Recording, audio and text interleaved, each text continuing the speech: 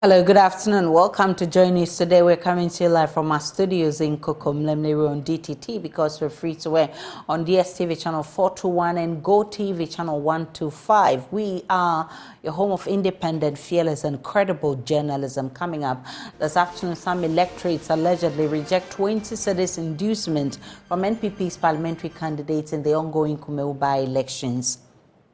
What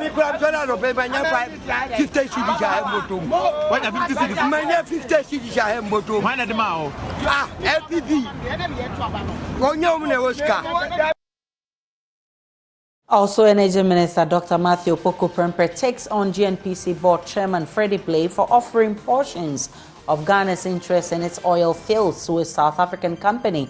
We have details as he describes the offer as scandalous and contrary to the interests of Ghana. School building collapses on 50 pupils, injuring 10 in the Western North region. We'll take you live to the community for updates on survivors and the injured.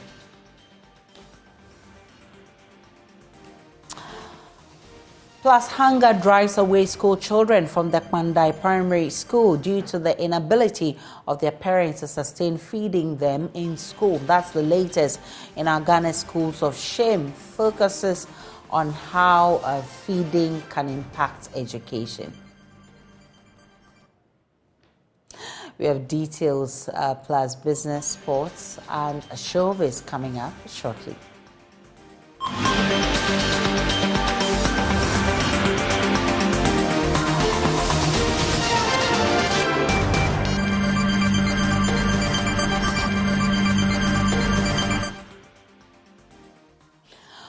Some voters casting their votes at the Thatcher polling station under the ongoing Kumawu By-Election say they have rejected a 20 cedi inducement by an agent of the NPP's parliamentary candidate NSCR Enim. Two independent candidates and candidates from the two major political parties, the NPP and NDC, are contesting in today's polls. Some of the voters who were approached and offered the money have been speaking to Joy News' Nana Boakye-Yadom.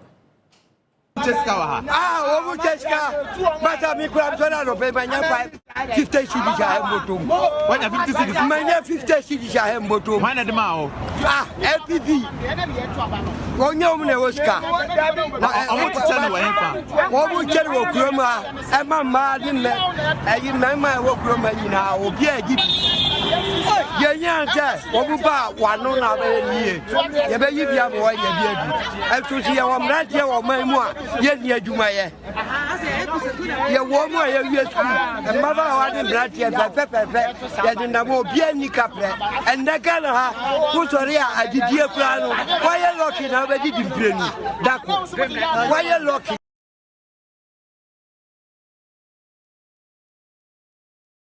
Nana Boakye-Yadom joins us with more. Nana Boakye-Yadom, in that video, I saw one guy saying that Mikramenya 50 cedi Ashemi bottom and I pay. I mean, so that means that some of them took the money. Well, Aisha, some of them initially went in for the money, but others also rejected the cash from the agent who is allegedly from the camp of NSCR within the parliamentary candidate for the New Patriotic Party. In fact, the majority of them actually rejected the money. But some of them who took the money said they did it out of anger. They could not let the money go away. But the majority of them who also rejected the cash are saying they did not agree on 10 cities or 20 cities coming from the candidates. They actually agreed on something bigger before they could cast their vote. And this matter of inducement, Aisha, is not just at Bono and not just as you see in your source or from the other guy, but from Setue to Oyoko to be monitored and see that the issue of inducement is going on very, very well in Setue and Oyoko as well. So earlier you also indicated that from where you were, there were some polling agents who were allowed to sign the pink sheets that is supposed to be signed at the end of the elections. How was that resolved? Okay, so, you know, Aisha, the pink sheet should be signed mainly after the elections and not even before elections. True. But then here we saw that the pink sheets were being signed even before election commenced. And that is where the NDC is finding a problem. So I think for now, that place, that is Oyoko, the process has been halted for now, and then they are waiting for the each officials to make clarification. But then I have with me Honorable, the Member of Parliament for North Town, and he's here to make some clarifications. Honorable, welcome to you. Thank you very much. What have you monitored so far since you are polling? Well, so far at this particular polling station known as the LA Statutory Primary polling station, everything is going on smoothly. We have so far recorded a voter turnout of 174. We are working with a voter register of 616, that's 616 registered voters. And you can see that the enthusiasm is high, lots of interest. The police are well deployed. And as agents, we are all working together, the independent candidate agents, the MPP agents. They are my new friends. I'm happy that I'm making a lot of friends. The electoral commission officials have also been on point. Our presiding officer is very experienced, consummate election professional officer from what I have gathered. And so far, there's no cause for worry. At various polling stations, we hear of inducement. Can we sense any of that going on here? I'm also picking those reports from observers who have come here. My eyes are on the ball. I don't want to be distracted. So I have focused on the register, making sure that I'm identifying the right people. I'm trying to make sure there is no impersonation. I'm also keeping an eye on the ballot papers to be sure that nobody is voting twice or thrice. That's been my focus. But from the activity happening behind me, it's getting suspicious. The numbers are increasing. I'm wondering why people are not leaving when they finish voting and why they have to be going behind the school block. So you may want to do your own independent investigations. Indications are that perhaps there's some inducement going on. But that's on our blind side. I don't like to talk about what I haven't seen directly. But I don't also want to rule it out since I have not conducted my own independent investigation. But I would ask you to verify. I am focusing on my work as a polling agent, and so far what is happening here is, I would say, it's above board, very professional, and I don't have any concerns, at least for now. Thank you very much. So, Aisha, that's a Member of Parliament for North Town who is serving as a polling agent here at the Statutory polling station, the Honorable Samuel Okujeto Ablakwa. He said that for him, where he is currently, everything is going on smoothly. He suspects issues of inducement going on here with the numbers continuously increasing, but he cannot have confirmed clearly. But as time goes on, we will engage him. We are still here with him. And then in case of anything comes up, I will let our listeners know. Nana Abuachi Yadom there. Now, some electorates have been speaking about the accusations of polling agents having been allowed to sign pink sheets even as voting continues. Listen to some of them. Few instances where we had to make some quick intervention because the conduct of the officials are not the best. I'm sure you have reported the case where the presiding officer had directed the agents to sign the pink sheets even before the election starts, and but for our timely intervention, can also be a problem. And so so far it's gone very well. We have also identified that in some places they are keeping the polling agents far away from the entire process. Meanwhile, the fundamental responsibility of the polling agent is to see exactly what goes on, what happens on every single table, whether the officers are complying with the processes, the barcodes are being destroyed, the person that is voting has been ticked, the person has been able to put his finger into the ink. I mean, those are the processes that agents are supposed to supervise and make sure that it happens. But in most cases, they've moved the agents far away. We have had to do some interventions in some of the polling stations to reposition the agents so that they see exactly what is going on. Other than that, I think that it's been good. We have seen in cases where our friends in the MPP have set up tables and they are paying people to go and vote. That is most bizarre. I mean, it's most bizarre. But you don't expect less from the MPP. The most important thing is that the security people must also do their work because it is certainly against the rules. you are not supposed to take picture of your votes. So in cases where they are saying that people should take pictures of their votes and come and collect something, it's illegal, and the police must act in respect of that. Well, let's take you back to the election ground in Kumawu, where some chiefs are casting their votes. Ohiminteria is our man there. Ohiminteria, what's new where you are?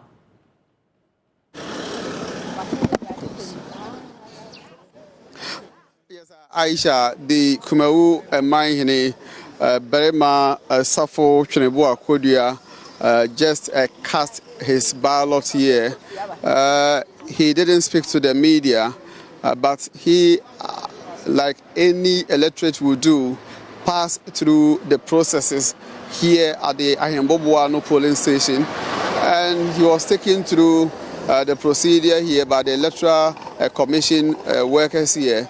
And few minutes before Chenebua Kodia was then done with the election. So he has cast his ballot and has left the polling station here. Right, Ohiminteria, with that coming from the polling station where he's monitoring for us. But, well, we've been talking about vote buying. You heard both members of parliament, a member of parliament for South Tong, Okujeto Ablakwa. You also heard Peter Boamo Tokono. Both of them talk about allegations of vote buying. The NPP communications officer in the constituency, Richard Nyama, has been reacting to the claims by the voters.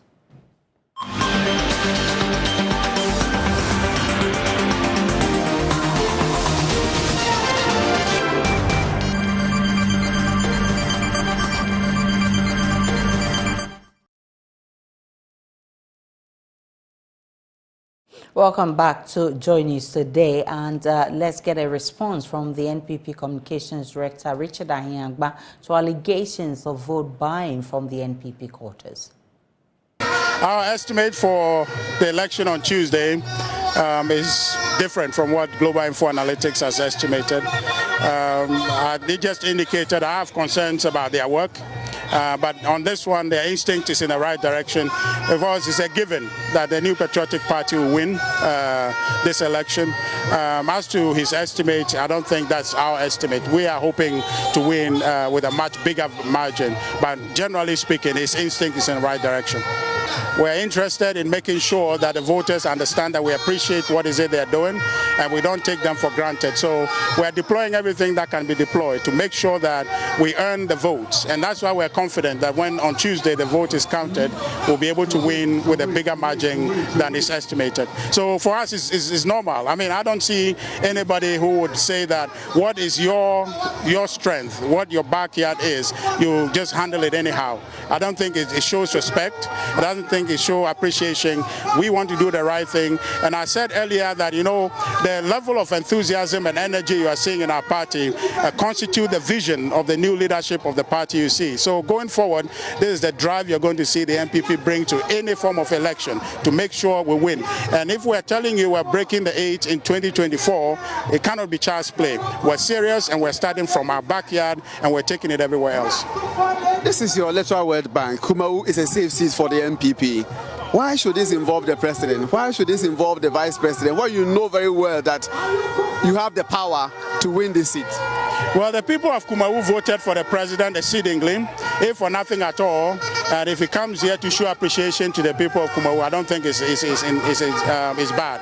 And so, but beyond that, it is for us to show the people that we appreciate them and recognize that they are the sovereign people. They have the mandate and they give it to us, and we want to show them that we appreciate that. So it's important.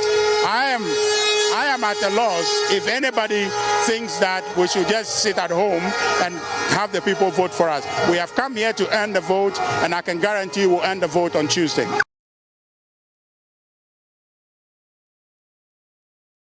Well, we're hearing also that some youth in the Kumawu township have pitched camp at polling stations and asking that they be offered, they're offering their votes actually for sale. They allege that since delegates of some political parties received money from candidates before voting for them, they same rule must be applied to them. My colleague Nanaya Ojima has been monitoring this for us. Nanaya Ojima, I mean, how are they putting up their votes for sale?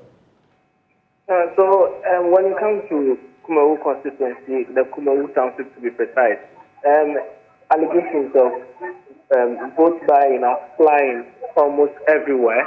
So all the youth or all the electorates here are also interested in getting the money before they go in to cast their ballot. So earlier I met some young people at the Kumawu Zongo polling station, and they had actually pitched camp at or in front of a drinking spot. And their mission is simple, that they are waiting for the representative of any of the aspirants who is willing to pay them money to go and cast their ballot in the favor of these aspirants. So these young men, before I left the area, were actually calling many of their contemporaries to join them as they seek for any aspirant who is interested in their vote to pay them before they cast their ballot. And what they are saying is very simple, that months ago, when the NDC went on primaries to elect their candidates, they have evidence that some delegates actually took money from these candidates before they voted them. So they believe that if the MPP is doing this at the party level, it would be prudent that they do the same for them when it comes to the election, the by-election here in Kumawu. So these allegations of vote buying are widespread. Almost every young person within the Kumawu constituency or the Kumawu township itself is interested in benefiting from this by-election. So the allegations continue to fly almost everywhere. Earlier, I had a conversation with representatives of the National Peace Council within the Kumawu enclave, and they also confirmed that they've also picked some signals like that. But unfortunately, they do not have any evidence to back these signals. So they are still monitoring the grounds, and their findings will be made public to the media. Within Kumawu, the atmosphere is charged. Now a lot more people are coming out to cast their ballots. Nanaya Ojima, earlier you had the opportunity to speak with the British High Commissioner. What's she been doing there? She's been observing the election so far. According to her, this is her first time witnessing any election in Ghana, and she believes that things have been very calm. The only area where they saw some misunderstandings, the police stepped in early and on time to make sure that it doesn't escalate. So she's actually expressed satisfaction at the process so far, and she believes that, or she is hoping that this calmness that she has seen in Kumawu will continue. All right, Nanaya Ojima there. We can now listen to the British High Commissioner who has been speaking with Nanaya Ojima. 7:30 this morning, and it's nearly midday now. Everywhere we've been, so far it's been very calm, very peaceful. The process seems to be running very well. From the places that we've been to, the process is running very smoothly. Commitment to democracy is one of the values that Ghana and the UK share, and so we want to be here to. For me personally, it's my first experience of an election in Ghana, so to get a bit more of a sense of what is a really important part, not the only part, but a really important part of any country's democratic process. So this is one aspect of it. We also work with the institutions, we work with Ghana's political parties, we work with civil society organisations to be part of Ghana's journey towards strengthening democracy. Are you impressed with what you've seen here so far? So far, what we've seen today has been very, very smooth, very, very calm. There've been, we saw a minor altercation, and the police officer, the presiding officer, dealt with it very smoothly. So it's been very fine. Anything you would want to add? I hope that it remains this way, and we'll be here through the national elections too, alongside other observer missions, doing our bit. Thank you very much. Well, my colleague Ohim Interior caught up with the chairman of the NPP, Stephen Team, at the Chief's Palace polling station. The explanation. Yeah. Your opponents have gone to the market accusing the MPP of vote buying. I monitored most of the media organizations here, and they are talking about it. As a national chairman, is it something that has come before your attention? When you are losing the election, you start looking for excuses. It's like when you are getting drowned in a river, you start looking, even a leaf, you want to hold on to the leaf dropping from a tree. That's how it works. They are losing, and they will lose. So I'm not surprised that they've started looking for non-existent excuses as to why they lost. So do you expect them to say that MPP has worked so hard and therefore they deserve winning? They won't say that. So I'm not surprised at all. All right, so that is the national chairman of the New Patriotic Party, Mr. Stephen Ayesu in team, sharing his views on developments here in the Kumawu constituency. He touched on two things. One has to do with the voter turnout. He says he is not happy, he is not satisfied that the voter turnout is low in today's by-election, but he takes consolation in the fact that this is a by-election and coming in a rural setting like Kumawu, where electors would prefer to go to the farm before coming to the polling centers to cast their ballot. He is not surprised and believes that as we move along with time, the voter turnout will improve. He also touched on accusations from the opponents of the MPP, the NDC, that the MPP has been involved in vote buying, saying that you don't expect the NDC to concede that MPP will be winning this parliamentary seat on a clean note. So he believes once they are losing, they want to hang on to anything, chance on anything to accuse their political opponents, the MPP, that is winning the Kumawu by-election today.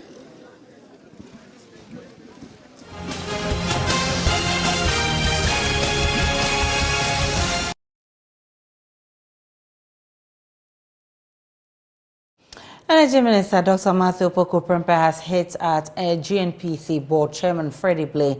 He's accusing Mr. Blay of offering interest in Ghana's oil fields to a South African oil company, Petroleum Oil and Gas Corporation of South Africa, Petrosa.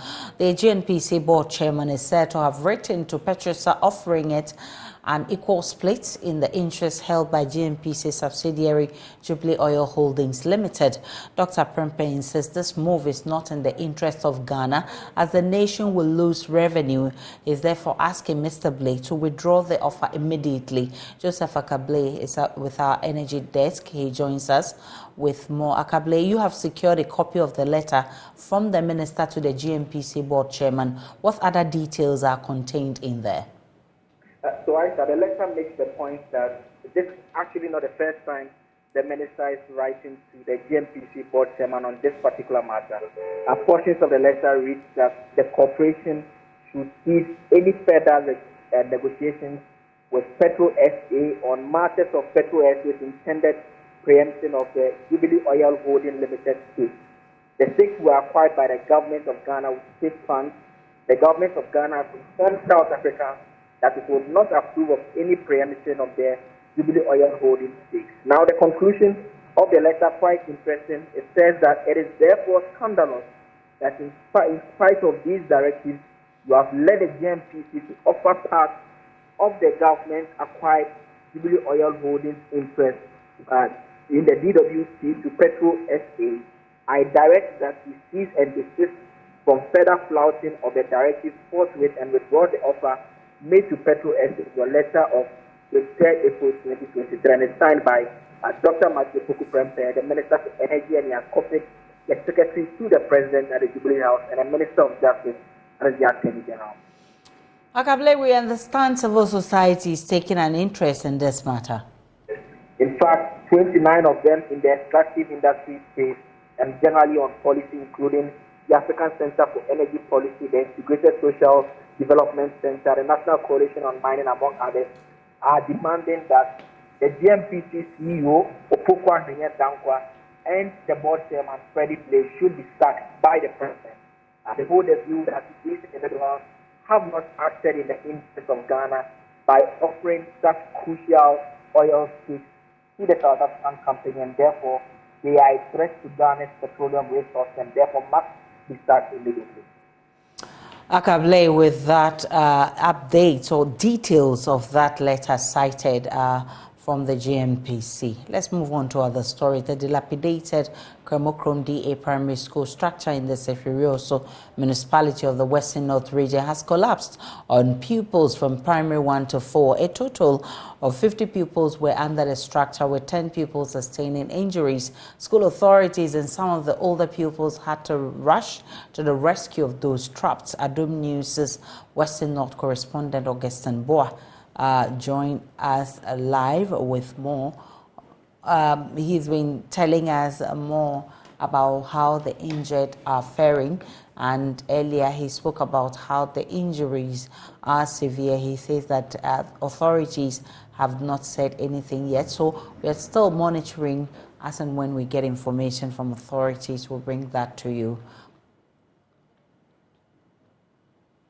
But let's stick with education, because out of 257 pupils at the Kpandu Primary School at the Northeast Gonja district of the Savannah region, only 33 come to school regularly. Hunger has driven them out of school. Their parents say unpredictable rainfall patterns have affected their farming business, so they are unable to provide 3 square meals to their children. In today's edition of Ghana's Schools of Shame, my colleague Jojo Kobna looks at how school feeding impacts class attendance. From afar, everything looks good at Kpandu DA Primary School in the Northeast Gonja district of the Savannah region.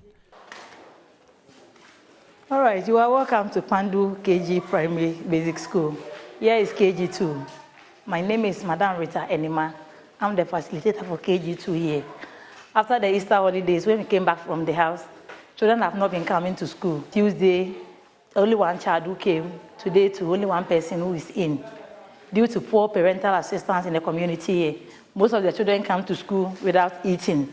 When they ask their parents, they will complain they don't have money to cater for their awards. So now, actually, I'm having the total number of 11 students in the class. They don't feed them. So always, when they are in school, for some short period of time, they will say, oh, we are hungry, we want to go home, because there is no feeding in the school. Parents here disagree that they are unwilling to support their children. They argued that they built the school, provided furniture, and even paid teachers before the government intervened. The school management committee chairman said their farming business has failed because of unpredictable rainfall, so they are unable to feed their families. Last time, my son needed a coin, but I shouted at him because I had no money. I was annoyed. I yelled. It spoiled my day. How come I could not give my child just a coin? It broke my heart. Some men are even committing suicide. But I won't do that. We don't have money. Times are really hard. We,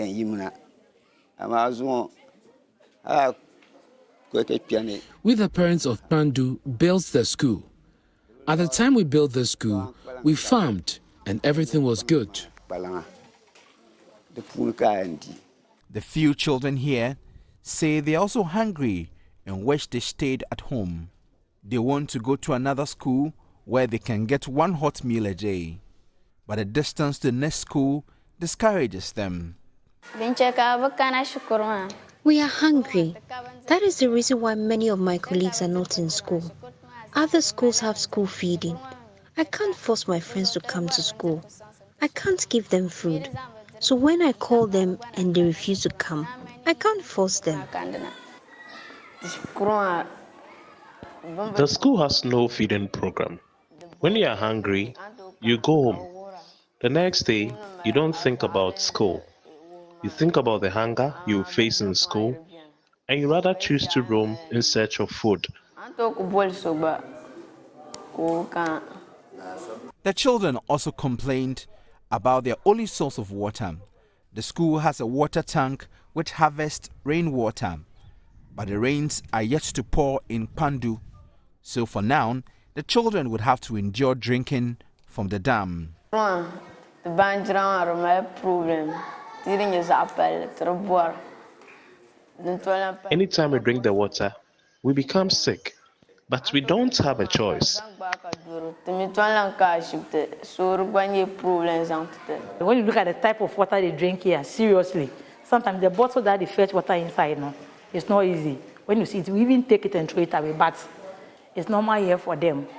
So we visited the dam where the entire community fetches water. The water looks brown and dirty. Some say they use alum to purify it, but many say they drink it in its raw state.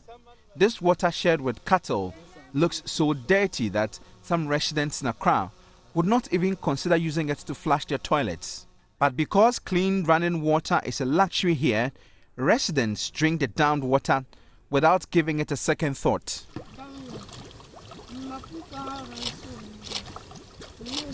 However, a quick reminder from the Vice President, Dr. Kumawu By-Election, when he was campaigning in 2016. The first 2 years of an MPP administration under this Infrastructure for Poverty Eradication program, where every constituency will get $1 million every for rural and deprived communities. Under this program, there should be no village or community in Ghana after the first 2 years that would have a water problem or a toilet problem. Perhaps this is the perfect time for the Vice President to redeem the promise he made to the people. In summary, the problem here at Pandu is lack of basic needs, access to food and water. A non-governmental organization in the northern region focused on education, School for Life, organized residents of Pandu to form citizen groups to address problems facing the school. With funding from Global Partnership for Education, the NGO is implementing its citizen-led Action for Educational Accountability and Responsiveness project. The project has mobilized women, PTAs, youth parliaments, girl caucus, and community journalists to effectively engage local duty bearers, while School for Life engages with the central government. The women's group wants government to start a school feeding project immediately. The school desperately needs the school feeding program so that the children will come back to school. It is really important. The district chief executive of the Northeast Gonja district, Mohammed Musa Tindao, says even though he knows the problem facing the school, funding remains a challenge. Areas where we have the school feeding, attendance there is higher than as compared to areas where we don't have the school feeding program going on. So that is one of the challenges that school feeding has also created. So I will appeal. I know since last year, since I came to office, we've not gotten any allocations. So perhaps we use this platform to appeal to school feeding program to at least expand the coverage, because once the student gets to know that their neighbor is getting this intervention, then parents think that the government is neglecting them because they don't care about them, because they prefer the other community to them. That is why they are not getting it. So there's that kind of misunderstanding. So I believe that with school feeding, it will also help to engender interest in education. School feeding will certainly shoot up enrollment figures. If the Vice President redeems the government's promise to provide water to every community and village, it would greatly improve the health of the people. Jojo Kobna, Joy News. We'll take a break on Joy News today. When we return, we'll be bringing you business this afternoon.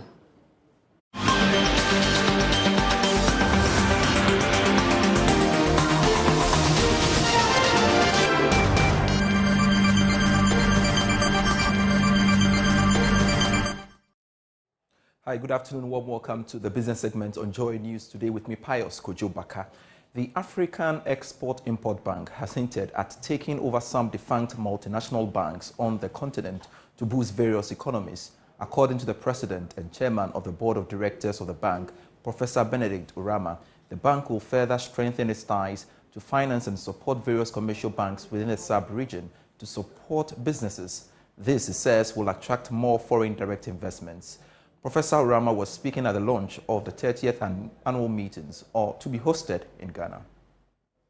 We also put together an Africa Trade Exchange, a digital platform that we've used to pool the demand for food, for fertilizers, that is made it possible for every country, whether they are small island economies or large economies, to buy these items at the same cost and get supported by Afreximbank.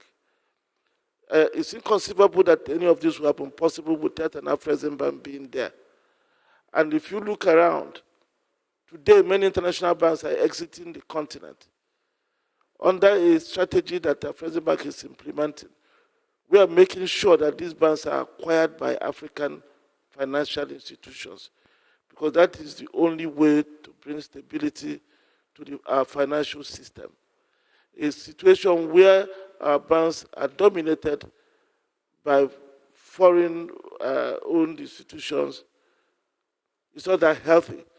While we welcome foreign investors, we want to be like other countries, because Americans own American banks, Europeans own European banks, Chinese own Chinese banks, Indians own Indian banks.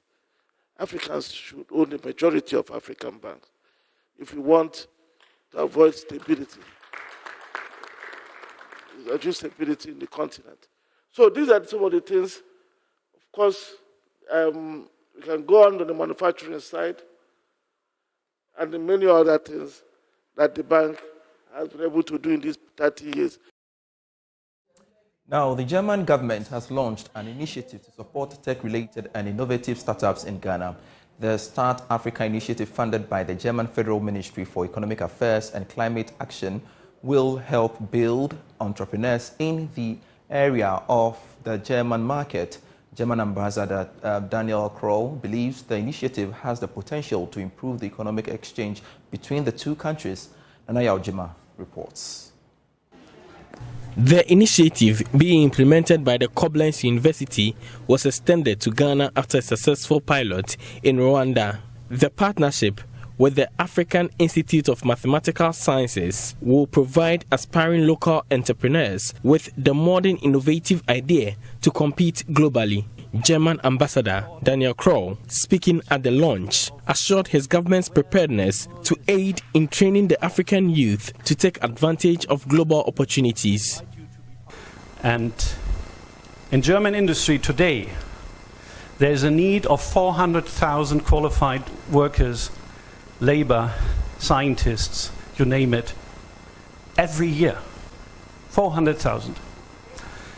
Today, the German embassy issues visa for qualified labor, or those who want to qualify, those who want to study.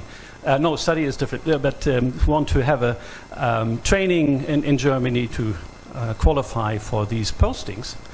It's 100 a year. So there's a huge gap. I'm not saying that Ghana will be able to fill all these 400,000, but I'm just saying is that there are very many opportunities. There are very good chances for those who would like to add to their career some international experience. And I think that is what Ghana desperately needs. The program being implemented by the University of Koblenz with some local partners will take up 2 cohorts of entrepreneurs in a year. And that's it for business. I am Pius Kojo Bakadara. Will be here at 1 p.m. with the marketplace.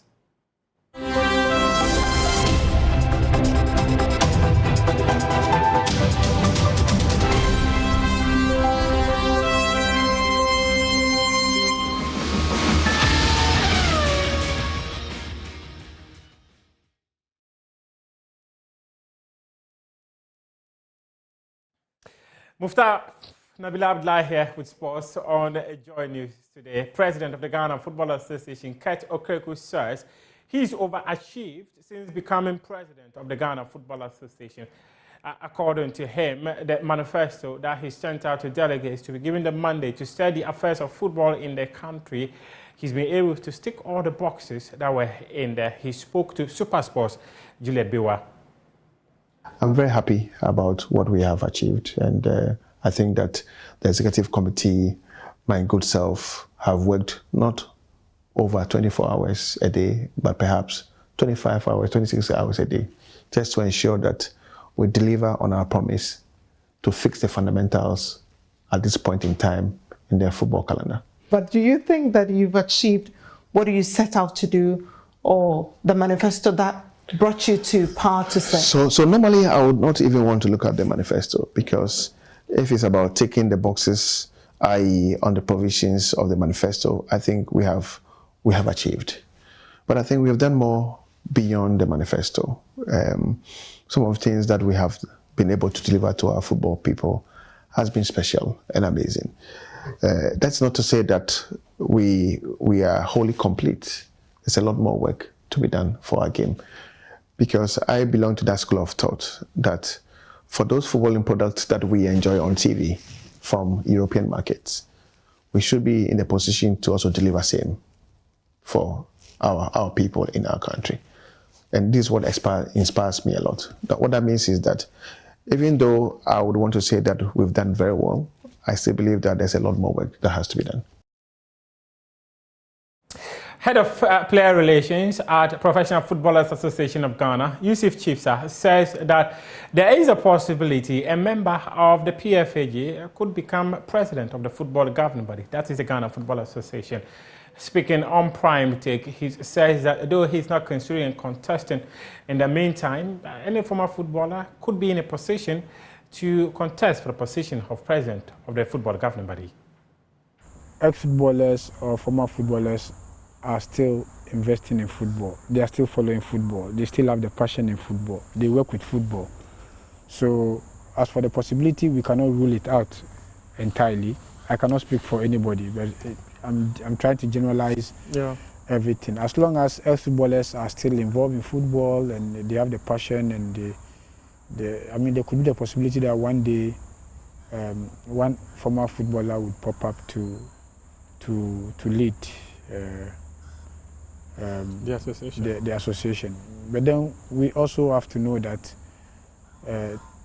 if you want to become an FA president, there's a procedure that you need to follow. You can't just wake up one day and say you want to become an FA president just because you're a former footballer or just because you've played football before. The football is a sport governed by rules and regulations. The football house over there has its own constitution and statutes. So if any person, any ex-footballer, former footballer has the ambition or wants to lead the association sometime in the future, then the person might as well start learning or start preparing him or herself as to how to become an FA president. You know, it's not an easy task. It's not. I mean, it requires more than just being a former footballer. But of course, there is the hope and there is an opportunity for any of the ex-footballers or one of us to lead the union one day. You have got deep knowledge, football governance, football marketing, everything. Do you have such ambitions? For now, I'm focused on something. I haven't thought of that yet, but I mean, you can never say never.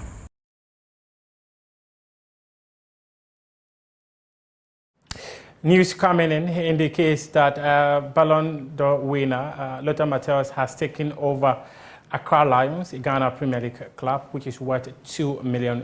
This is how we wrap up sports here with me, Muftau Nabila Abda. You can head on to myjoyonline.com and read some more sports stories, and also join my colleague Nathaniel Atto at 2 p.m. when he comes your way with sports today. We appreciate your company.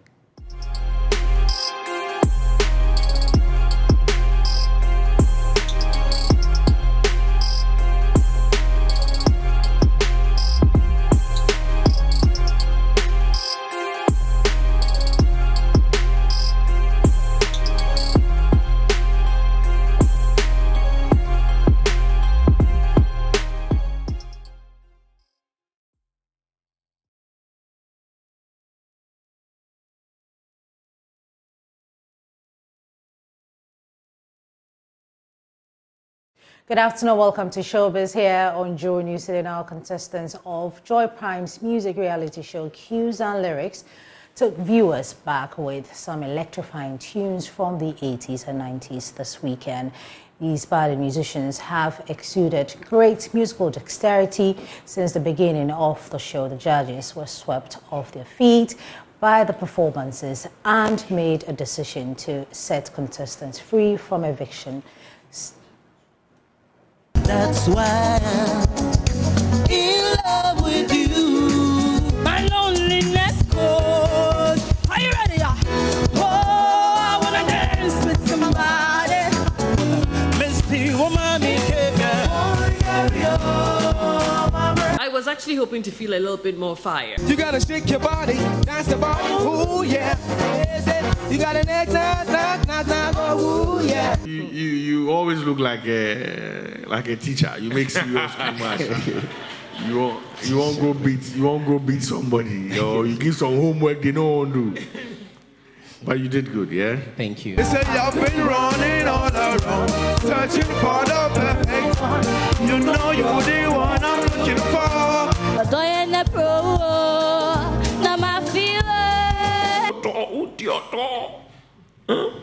Let it be beautiful. Stand by me. You've been child of color. So they know the green make her go down. She says she don't want to see anybody near me. She know they follow me suck off my success. Who don't need my mate to my baby Tracy. Superstar. Was. You are a superstar. I'll make sure the fire burns to make my being. Superstar TZ had there. Superstar TZ. We've decided that home this week. Elsewhere in New York, the Artist of the Year Black Sheriff thrilled patrons at the artist event in Palladium Square. According to multiple reports, the event was successful.